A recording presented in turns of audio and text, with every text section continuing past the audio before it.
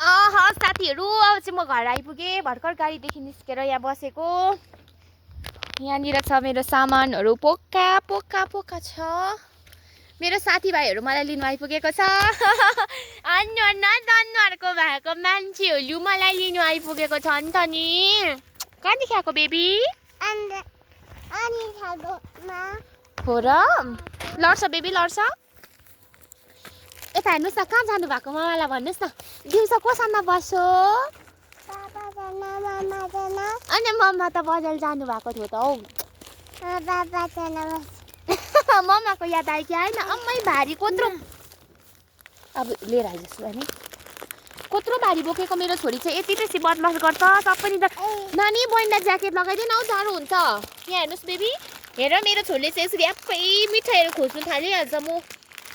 बजारदेखि आयो भने चाहिँ झोला कोट्टाउनु थाल्छ पो त छिमी र नानीको होला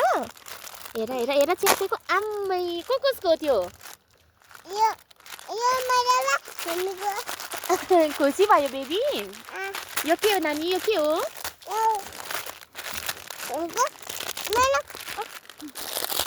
हेर मेरो साथीभाइहरू नानी बहिनी लड्छ छेउमा